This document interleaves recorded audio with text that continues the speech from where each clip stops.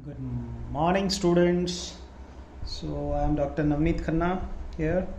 So today we'll be discussing, friends, simplex algorithm, and we'll learn the famous method, that is the table format, or we say tableau format of simplex algorithm. And whenever you will be facing any question or any situation, real life situation, you need to follow this method which we are going to use today. In the yesterday class we saw that there are some problems or disadvantages if we are going for graphical and algebraic methods of linear programming. In graphical method we can use graphical method only for two variables, and algebraic method evaluates large number of solutions, but it also evaluates infeasible solutions, right? And then we came across a method which evaluates only feasible solution, that is the simplex method. Simplex method also evaluates better solution as it progresses, we saw in the last lecture. And the most beautiful thing of this simplex method is that it stops when the best solution is reached, right? That is before evaluating all feasible solutions. But in this your algebraic method, it was solving for all the ways, right? Even if it is infeasible solution, but it was evaluating. So now we'll learn how to solve simplex algorithm in a table format. So we had same IIT Gandhinagar problem, right, which we have taken in the very first lecture, or in the second lecture we started with this problem. So here we had objective function, then we have two constraints and non-negative conditions. So the first step, right, is okay. So I write down the same thing over here. So we have a problem of maximization where z is equal to 6x1 plus 8x2 subject to 30x1 plus 20x2 less than or equal to 300. This is our first constraint, wood constraint, and second is the labor constraint, 5x1 plus 10x2, which is less than or equal to 110, where x1 and x2 both are greater than or equal to 0, right? Now the first step is to introduce slack variables and convert this linear programming problem to the standard form, right? So in that situation, what this equation would be 30x1 plus 20x2 plus slack variable, positive slack variable x3 is equal to 300, right? Second would become 5x1 plus 10x2 plus x4, that is another slack variable, equal to 110, where x1, x2, x3 and x4 all are greater than or equal to 0, right? So what would be the objective function? These two slack variables are not going to contribute into the objective function, so it will become 6x1 plus 8x2 plus 0x3, because these variables are not going to contribute into, plus 0x4, right? So this is the first step, that we have converted the linear programming problem to the standard form, right? Now second step is to obtain a starting basic feasible solution, right? So we started with the, if you remember, we started with the origin point, keeping x1, x2 is equal to 0, right? So these two variables became our non-basic variables, and x3 and x4, these two slack variables becomes our basic variables, right? So now let's do it in the tabular format. So now we'll first draw our initial table,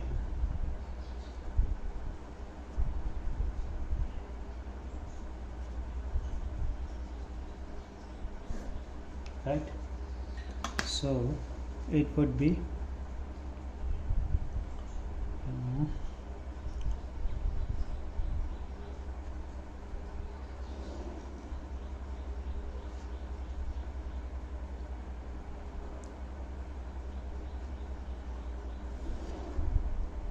So this canonical form, now I am going to write it in the tabular format. So first is your z, second is your x1, then you have x2, then we have third variable x3, fourth variable x4, right? Then we have with us what are the values of this? Its z value is 1, x1 is 6, x2 is 8, or I should write minus, because we are taking it towards left hand side, so minus 6, minus 8, and x3 0, x4 0. And for the constraints, it will be 30, 20, 1, 0. For second constraint, 5, 10, 0, 1. Right? So this is our first table.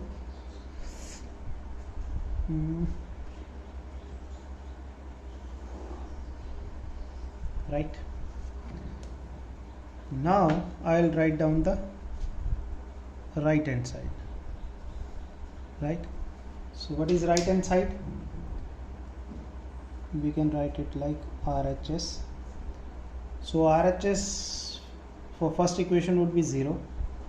For second it is 300. For third it is 110. Right? Now I will write down the basic variable values. Basic variable values. Basic variables. So in the for first constraint, what are the basic variables? That is x3. For second constraint, it is x4, right? Keeping x1 and x2 is equal to 0, what would be the value of x3? If I am keeping x1 and x2 in first constraint 0, x3 will be 300. You can see here it is 300. And in second equation, if I put x1, x2 is equal to 0, that is that we are considering that first solution is at the basic feasible solution is at origin, because it is less than or equal to inequality, right? So second x4 would be equal to 110, right? And what is the z value for this case? It would become 0. So first basic feasible solution is z is equal to 0, right? So this is the third step, determine whether. Now second step, we have write down all these variables, basic variables. Now to determine whether the current basic feasible solution is optimal or not. Now to determine whether there is any way the z can be increased by increasing some non-basic variables, that is x1 and x2. So it is not x, it is x1 and x2. So if each non-basic variable has a non-negative coefficient in the objective function, in this row, in the objective function, if it is non-negative, right, then current basic feasible solution is optimal. But here x1 and x2 both are negative, so it means this solution is not optimal solution, because however in this case all non-basic variables, that is x1 and x2, have negative coefficient. Therefore this solution is not optimal, right? So this was the step 3, right? So once step 3 is over, then we can come to step 4. Now step 4 says find a new basic feasible solution, right? Now z increases most rapidly when x2 is made non-zero, right? If you made it non-zero, right, in this case, then it will affect the z mostly. It means your x2 will be the entering variable. So x2 is your, this is your entering variable. Entering variable for this case, x2 is your entering variable, because it affects the objective function most if we change value of x2, because its coefficient is 8 and x1 coefficient is 6. So this is the systematic way of solving simplex method, simplex problem. So next is to examine R1, that is this, how x2 can be increased, right? So in this case, if you see how we can make okay, what would be, this is the entering value variable, right?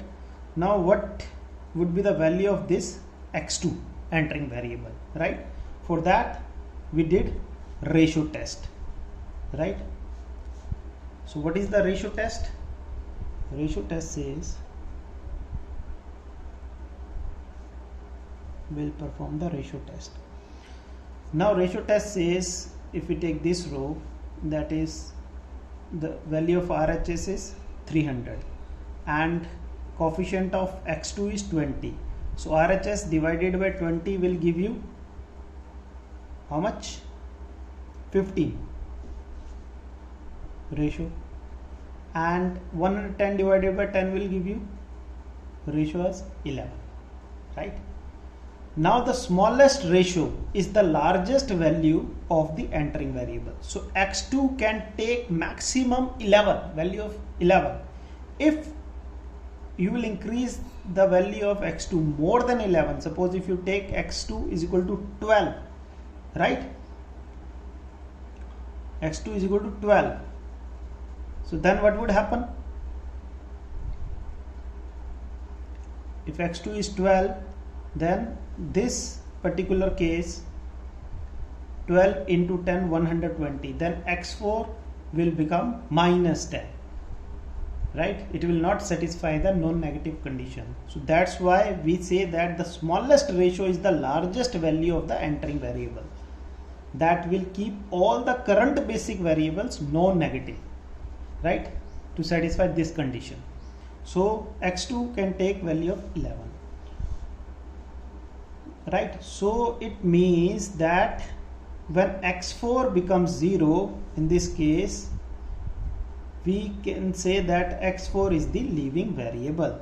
So x2 will enter and x4 will leave the solution. x4 will leave the solution.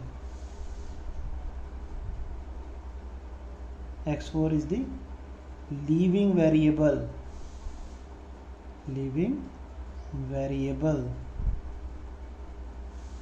right? In this situation x4 is the leaving variable, right? Because this is the pivot element 10, because it is crossing these two, this row, this column, right? So this is your pivot point, this is your pivot element,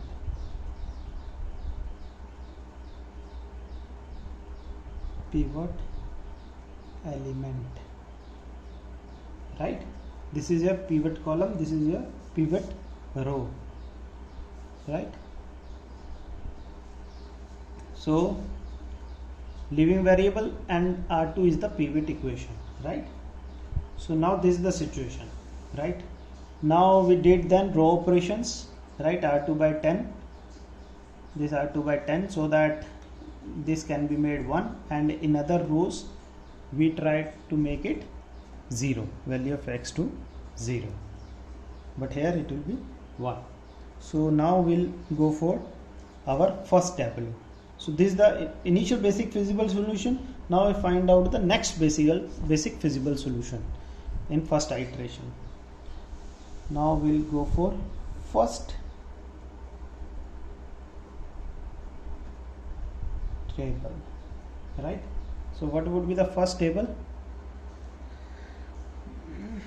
That would be, again we'll draw this.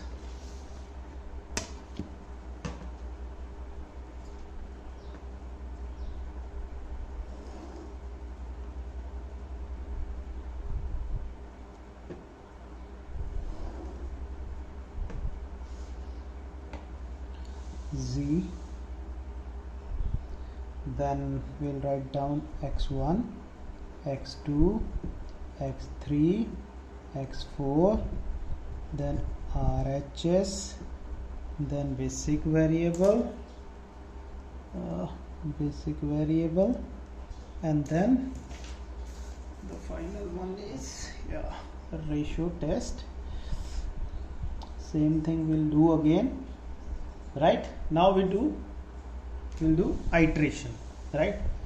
So in this table, first we'll write down this row, right? Row number 3, 1 2 3, so somewhere here. So if I am going to divide this row, that is, you can see here, by pivot equation, row by 10, right? We'll divide it by 10, so it will be 0.5, then this will become 1, this will become 0, x4 will become 0.1, right? Let me draw the line over here. Okay, and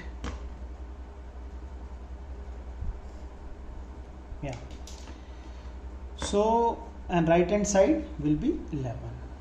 Okay, now we'll do row operations, and here it is 20, here it is 1, right?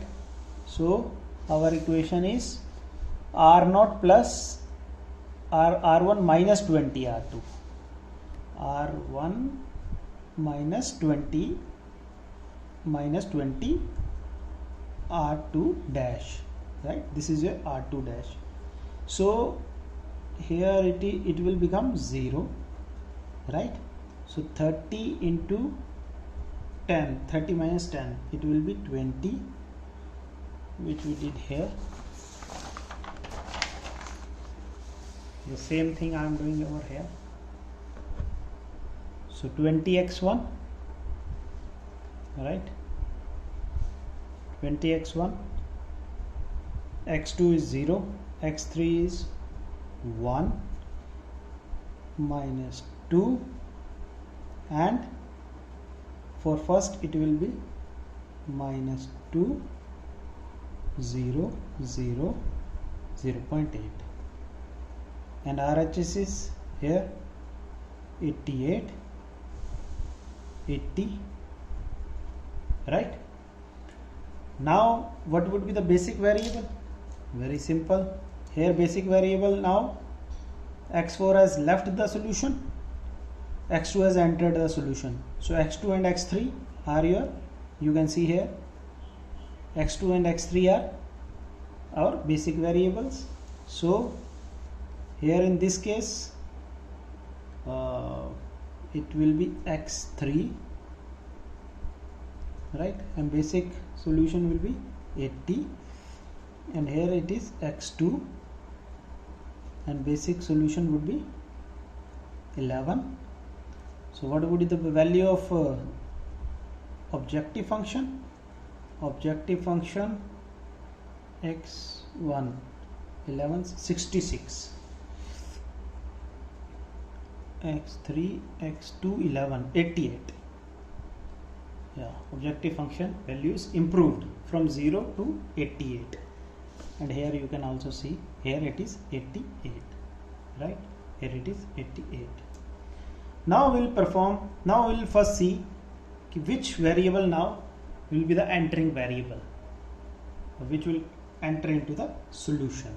So now here we'll go for the same first step which we did here. We'll iterate the process, determine whether the current basic feasible solution is optimal. So we'll check this row. If in this objective function row, if value of any non-basic variable is negative, then it is not an optimal solution. If the value of all the non-basic variables is positive, then only we can say that the solution is optimal. So in this case it is negative here, right? It is negative. So this solution is not optimal, and this will be our x1 will be our next entering variable. Entering variable, right? This will be our next entering variable. So it means this will be our pivot column, right? Now we'll check the pivot row, right? So we'll perform the ratio test. So here we are having it 80 divided by 20, it will give 4, and 11 divided by 0.5, it will give us 22. So 4, you know, it is the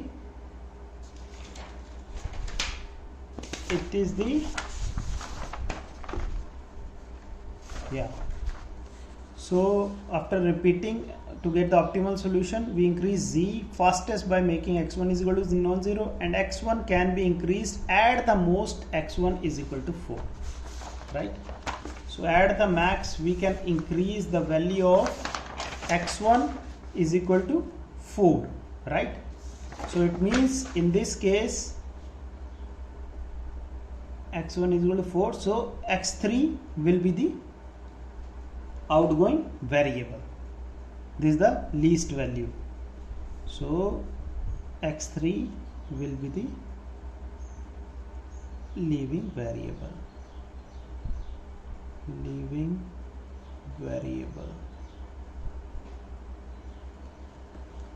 In this particular situation. So this will become our pivot row, and this would be our pivot element. This is our pivot element, right? Now we'll perform again the row operations, and we'll try, because it is still objective function is not optimal, because still value of one of the non-basic variable in this particular situation is negative. So we'll have to draw second table, right, to see whether we can achieve the optimal solution or not. So this is the way which you need to perform in your tests or wherever in the live problems. So now again I need to draw the table, right? So what we'll do, we'll again have the similar kind of table. Yeah.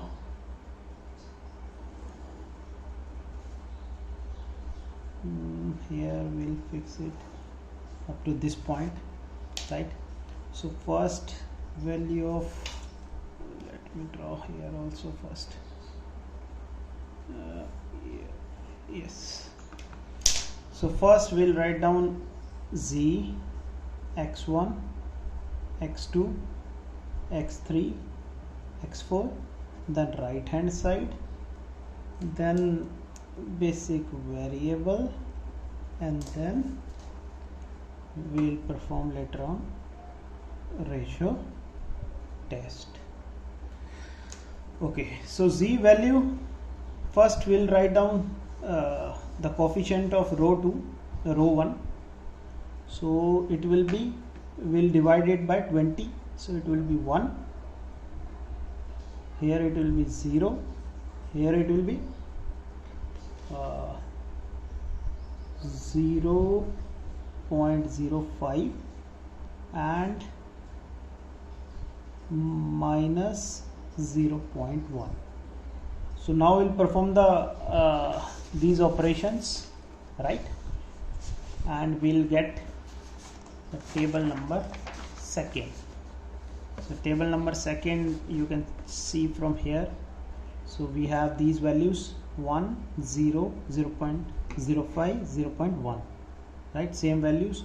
So here you will get, you will perform the row functions, row operations. So here x1 value will be 0 in objective function. Again x2, both x1 and x2 have become now basic variable, and x3 and x4 are non-basic variables, so it is 0.1 and 0.6, right? And here also you will get x1 is equal to 0, right, because we are making coefficient of x1 0. x2 also here, x2 here is 1 and it is minus 0.025 and it is 0.05, right, coefficient. And what would the value of RHS? So it is fixed, divided by 20, so it was 80, so here 80 divided by 20 it is 4, right, and here x2 will be, you will go for row operation, x2 will become 9 and here RHS will be, when x1 is equal to x1 x2, for x3 x4 RHS here you will go for row operation, it will be 96. So here you are having basic variables with you, right, and basic variables are x1 is equal to 4 and x2 is equal to 9. So we are having x1 is equal to 4, x2 is equal to 9. We'll put this into the objective function. 6 4s are 24, 8 9s are 72, 24 plus 72, x1 will be equal to 96, right. Now we'll again check whether the optimal solution which we have found here is basic feasible solution which we have found here is optimal or not. So we'll check the coefficients of objective function. So here non-basic variables are x3 x4, both are positive, they are not negative. It means this basic feasible solution which we found out in this particular case, it is the optimal basic feasible solution, right, and these two are your, these are optimal basic feasible solution and these are your basic variables. These are your basic variables, right. किसी को कोई शक? Now here our algorithm will be stopped. It will not iterate like it in the algebraic form. If we have found even the basic optimal solution, even then it is going to find out all other points whether they are feasible or not. Even infeasible solution there it is going to find out. So this is the beautiful simplex algorithm method, right, which is very fast and you can operate it, right. So this is the one example. Okay, we'll discuss one more example because we are still having time, right. So let's see another problem, right.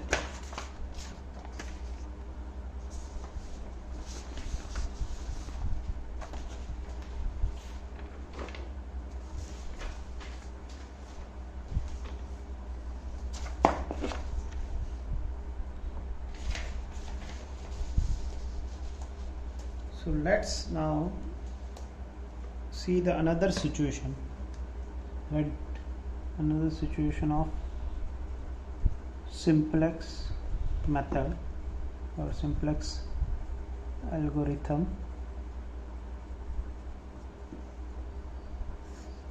And we'll see this table format again for a different situation, right. Now see the situation. The problem is maximization and objective function is z is equal to 10x1 plus 9x2, such subjected to two constraints, x1 minus x2 less than or equal to 5 and another constraint is 4x1 less than or equal to 24, where x1 x2 both are greater than or equal to 0, that is non-negative condition. So what was the first step? First step is to introduce the slack variables. So let's introduce in these constraints. It will become x1 minus x2 plus x3, because it is less than or equal to inequality, so it will be equal to 5. Another constraint, equation will become 4x1 plus x4 equal to 24, and such that x1, x2, x3, x4 all are greater than or equal to 0, right? So now what would be the final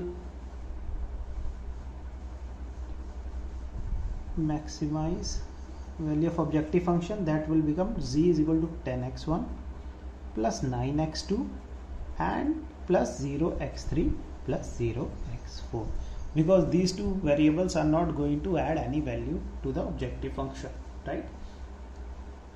Now we'll first go for making the initial table. This is very interesting problem, so please try to focus. We say that this is a problem, okay, I'll tell you right now, so that otherwise you may lose the interest. So this is the problem of unboundedness. So we'll see what is unboundedness, which we are going to discuss in this problem. So initial table first we'll draw, right?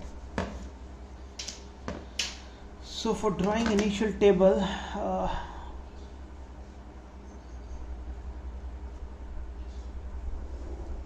I'm using the same thing which we did in the previous problem. I'm going to draw a table.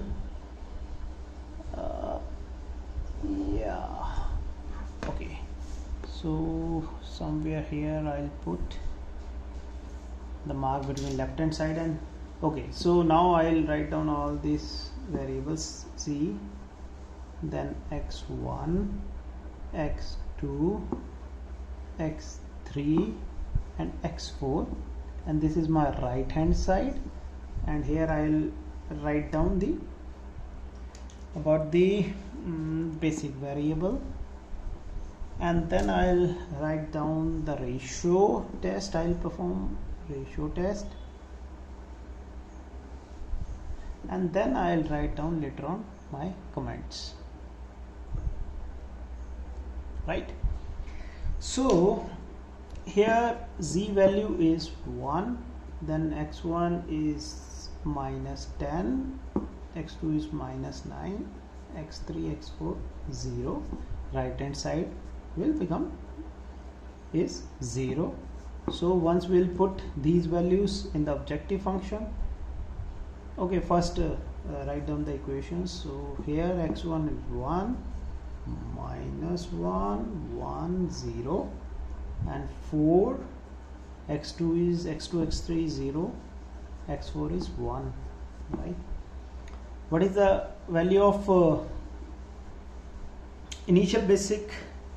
Here we are putting x1, x2 is equal to 0. Non-basic variables we are taking, so basic variables will be x3, x4, and in that case right hand side will be 5. Here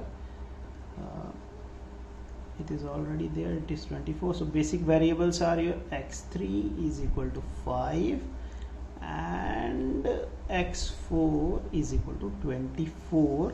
So when you are putting these values in the objective function, so objective function will be z is equal to 0, right?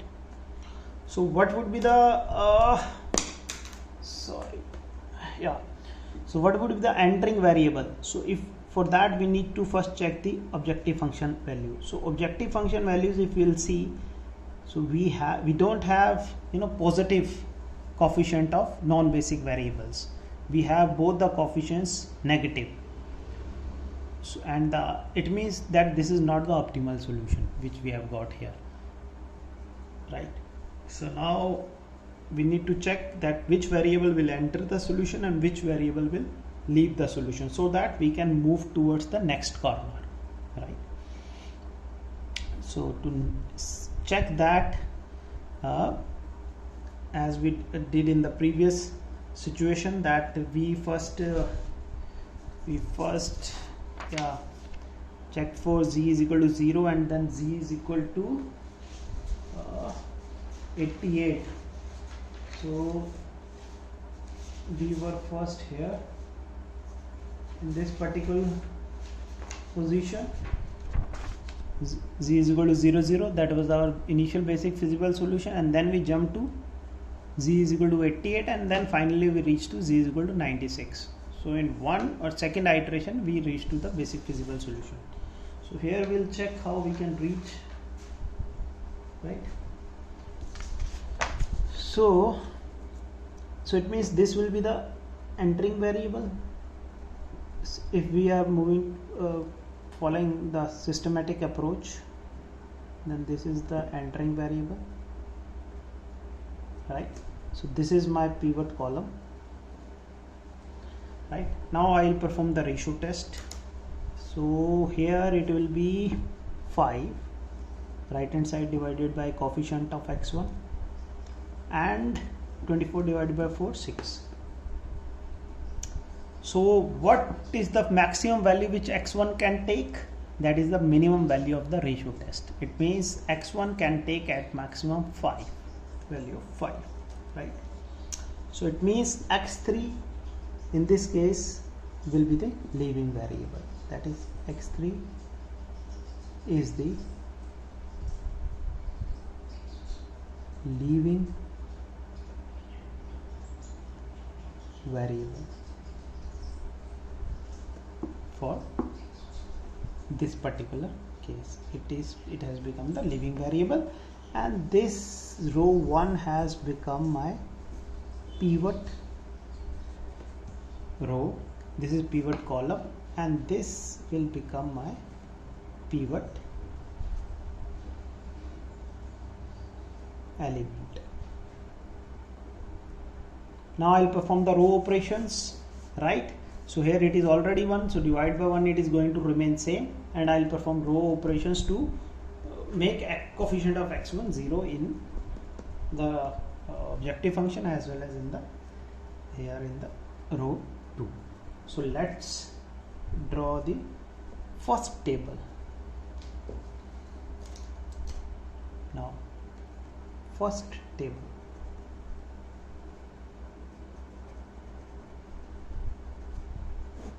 So for that I need again to use my scale. Yes,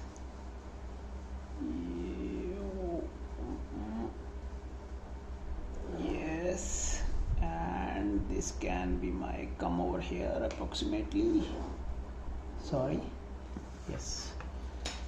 So here I'll write down z, then x1, x2, x3, x4.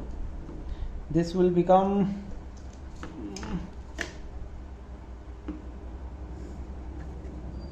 RHS. So here I'll write down basic variable, and here I'll perform ratio test if required, and then I'll mention my comments whether which is the leaving variable or not, or whether we have achieved the optimal basic feasible solution or not, right? So z is 1 as usual. X1, first I'll write down the second this thing. It is going to remain 1 minus 1 1 0 5, right? Now I'll perform the row operations to make it 0. So R1 plus R2, right? 10 R2, it will be 0. 10 minus 19. So 0 plus 1, it is going to be 10, or yes, so 0 plus 10, 0 plus 0 0. Here 4 minus 4 of R1, so it will be 0, minus 4, 4 minus 4, so it will be 4. Here it will be minus 4, and here it is going to remain 1. So it will be z will be 10. Here we have multiplied it by 10, so 50. Subtracting, so it will be 0 plus 50, 50, and here multiplying by 4, 20, so it will become 24 minus 24, right? Now what would be the value of basic feasible solution? So here x1 has entered, right, and x3 has left, so x1 and x4 are your basic variables, x1 and x4. What is the value of x1? That is 5, x4 4, so x1 is 5, 5 into 10, 50, so z value is 50, right? Now we'll go for ratio test. So 5 divided by, so here first we'll check whether this is optimal solution, z is equal to 50 or not. So here we can write down it is not optimal solution, this z is equal to is not optimal in our comment. So here we'll check z is equal to 50 is optimal or not. Its coefficients of non-basic variables must be positive, so here it is negative, it means it is not optimal. Optimal solution, right? Not optimal. So if it's not optimal, then we'll go for, this will be our entering variable x2, because it is negative coefficient and it is going to affect mostly the value of z, so it will become our entering variable, right? So this will become my pivot column, right? Now ratio test if I'll perform, so here it is interesting. So here coefficient is -1 and here right hand side is 5. So 5 divided by -1, it is going to give you negative value, which we cannot consider. You cannot consider, right? You cannot consider this value because it will give you non-negative condition. It is not going to satisfy the non-negative condition. So here 4 divided by 4, yeah, it is 1. That is fine, right? So it means that x4, this 4 is the leaving variable. So x4 becomes the next leaving variable,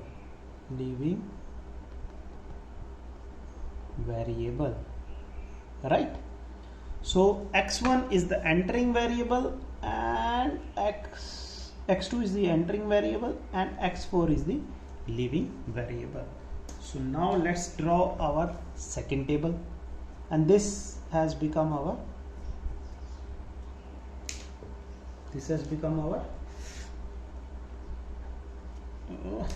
pivot column, pivot element, right? This is our pivot column, this is our pivot row. So where they are intersecting, that is our pivot element. Now let's go for another iteration so that we can draw our second table, right? So what would be the second table? What would be the second table?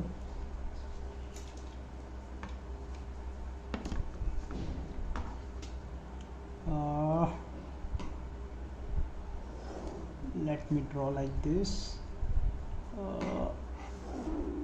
Very good. We'll have to draw through graphical method. We'll also check whatever we are doing. Yeah, so value of z will become, here first we'll write down z, x1, x2, x3, x4, and this is our right hand side. Then we have basic variable, then we have ratio test if required, and then we'll mention our comments. Okay, yeah, perfect. So value of z, x1, 0, again x2 0, x3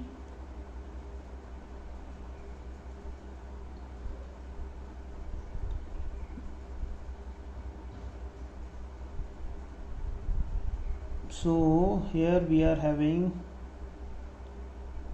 so first we'll write down this pivot equation. So the base one will come over here, so we need to divide it by 4. It will be 0, it will be 1, it will be minus 1, it will be 1 divided by 4, right? Now we need to make value of x2 all this 0, this 0, and here also we need to make it 0. For to make it 0 we'll perform minus 4 plus 4, right? So we'll multiply this by 4, so here it will be 4. No, this is 1. Directly we'll add this, so 1 plus 0 1, so 1 minus 1 0, 0 plus 1 by 4, it will be 1 by 4.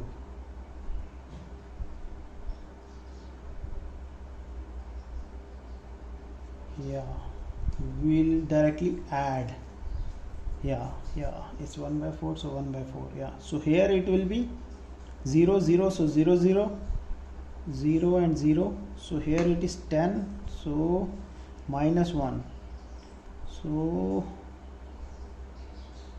minus 19, will multiply it by minus 19, so 1 plus minus 19 will multiply it by minus 19, so 19, this plus 19 into row 2, so it will be minus 19 plus 19 0, here it is 0, so 0 minus 0 0, so 10 minus 19, it will give you minus 9, and 0 minus 19 upon 4, it will give minus 19 upon 4. So here we are having this is equal to 1, because we have divided by 4, so 4 divided by 4 1, so here we have multiplied 50 minus 50 plus 9 into 4,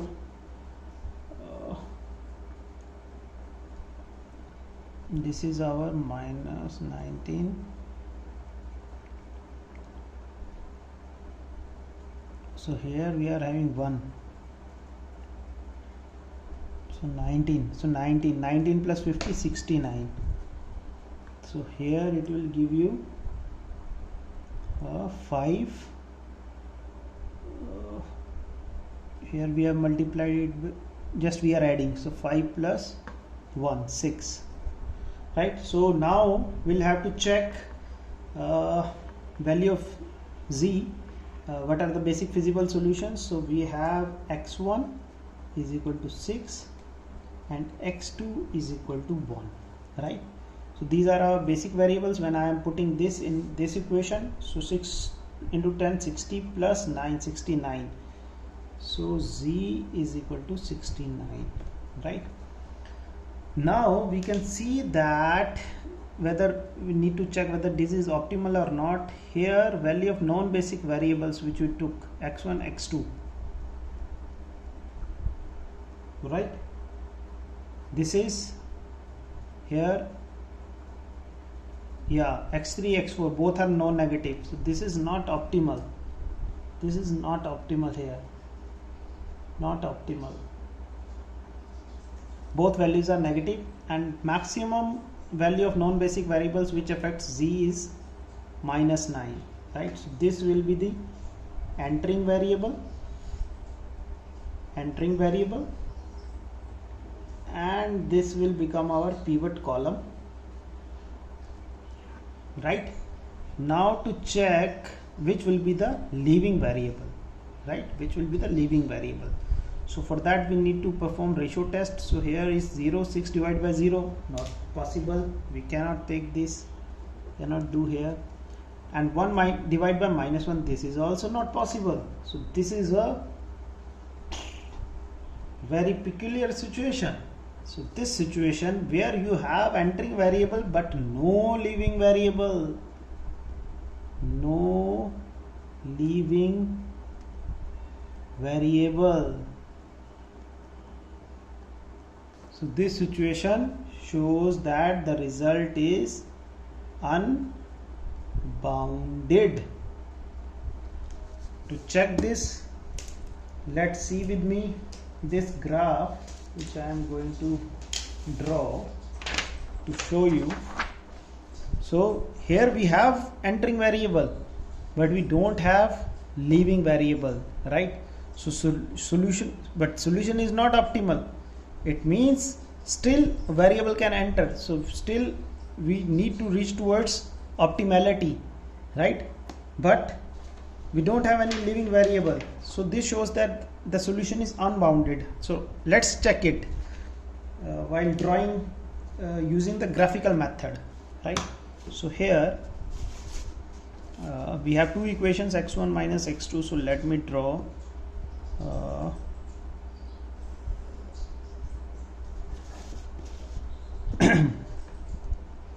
so let's see this interesting problem, right? So this is your 1 2 3 4 5 6 7 8, right? Similarly here 1 2 3 4 5 6 7 8, right? So we have x1 x2, so this you can take as x1, this you can take as x2, right? So first is x1 minus x2 is less than or equal to 5. This is the first constraint. So x1 here will be 1 2 3 4 5 5 0, and x2 is minus 5 0 minus 5, so it is in this direction. So somewhere your line will be drawn like this, first constraint, right? It will be like this, and it is less than or equal to 0, so it means solution is towards this end. Valid side is this, towards origin, if this is 0 0. Second constraint is 4x1 less than or equal to 24. So 4x1 x1 would be 60, so this is the 60. So second constraint, if we'll draw, it will be drawn like this way, sorry, yeah. So, and it is also less than or equal to 0, so it means solution is towards this end. So solution would be like this.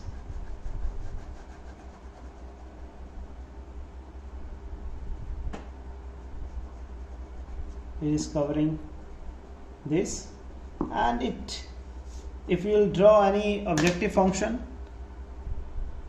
so you will see that it is, objective function is moving away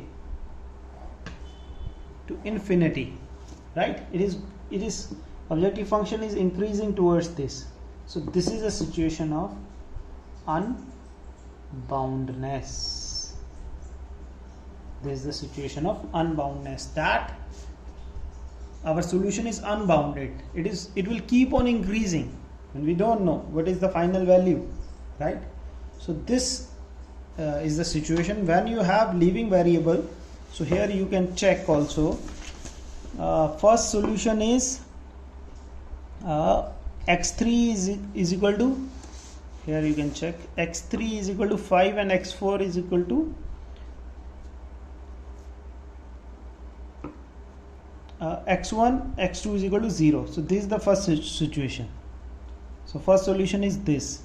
Second is x1 is equal to 5 and x2 is equal to 0. So this is the second solution. Third is x1 is equal to 6 and x2 is equal to 1. x2 is equal to 6 and x1 is equal to 6, and this situation. this is the 6 1. So our value of z is increasing towards this side, but we don't know how much it is going to increase, right? So this is the situation of unboundness, right, friends? So this is the interesting thing which we did today, and I can write over here that this is also in comment.